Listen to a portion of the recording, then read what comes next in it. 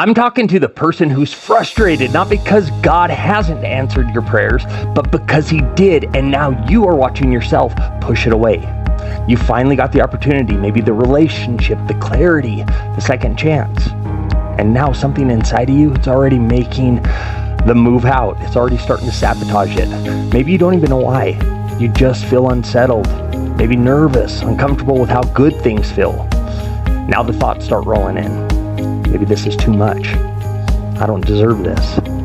It's only a matter of time before I blow it.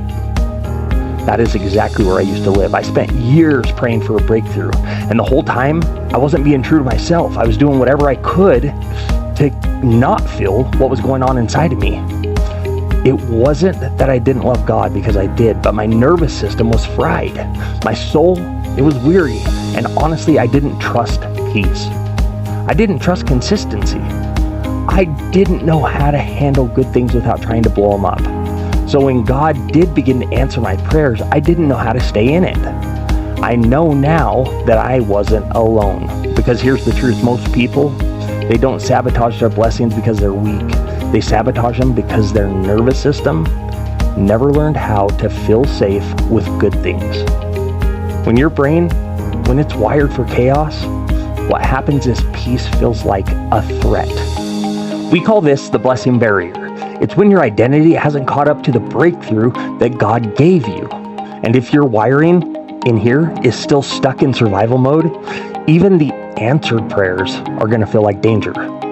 When you're used to chaos, stillness feels terrifying. When all that you've ever known in life is dysfunction, a healthy relationship can feel so boring, or worse, it can feel unsafe. So what happens? You start to poke holes in it, you distance yourself, you get restless, you unconsciously create a crisis because your nervous system, it's addicted to it. I remember having days where everything was finally going right. And then I'd find myself in this self-sabotage mode, not because I wanted to ruin it, but because I didn't have any idea how to hold on to that. I want to walk you through what I now like to call the sabotage loop. I want you to picture this like a cycle that your brain runs when it feels unfamiliar or unsafe. All right? First, you get something triggers you. You have a moment of success, maybe moment of pressure, vulnerability. Maybe you have connection with someone. That goes into a thought. Maybe I'm not ready for this. I'm not good enough for this. That thought goes right into an emotion. Maybe you get anxious, maybe you get scared, maybe you feel guilty, maybe you feel pressure, right into a behavior. What happens? You start to use, you isolate, you ghost, you explode, maybe you just quit into justification. Oh my gosh, I knew that I couldn't handle this. This was never gonna work for me. And then into shame. Why do I keep doing this to myself? Why do I always ruin the good things? Then that loop, it becomes a trap. A trap, you hear that? And the more that you run it, the stronger those neurons, those pathways become. I lived in that loop for years. I couldn't stay consistent. I couldn't even receive love. I couldn't hold on to peace, not because I didn't want to. Let me be clear, because I wanted it, but because my brain, it didn't know how. And then I found the scripture that changed everything for me. It was Romans 12, verse 2. In that verse, it says, be transformed by the renewing of your mind. That word renewing in the original Greek context is anakinosis. It means a complete renovation, like stripping a house all the way down to its studs and then rebuilding it from the ground up. God, I finally realized he wasn't asking me to work harder. He was asking me to let him rewire my identity. In neuroscience, what we call this is neuroplasticity. And that is the brain's ability to form new connections and then override the old ones through intention, through repetition, through experiences. You can't think your way into freedom. Let me repeat that. You cannot, cannot think your way into freedom. You have to train your brain to believe what God says is already true. So I created a process that I still use every day. It's called the R.A.W.W method, and it's how I started breaking these loops. I want to show you how it works. The first thing that you have to do is recognize. Okay? What is the thought that shows up when things start going well for me? For me, It was you're one mistake away from losing it all. That fear would drive me to sabotage every time. Now, what happens is I name that thought as soon as it shows up.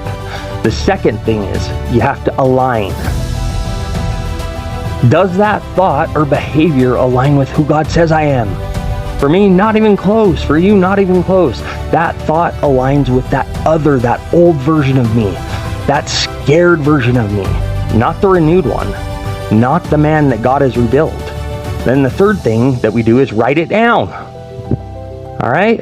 Write a new truth, something that's anchored in Scripture, something rooted in who God says that you are. For example, I am redeemed, I am stable, I am trusted with peace, I am filled with the Spirit, with the power, with the love, and a sound mind. And then the fourth thing that we do is we weaponize it. All right? Speak Scripture out loud until it replaces the lie. My go-to? 2 Corinthians 10 verse 4. The weapons that we fight are not the weapons of the world.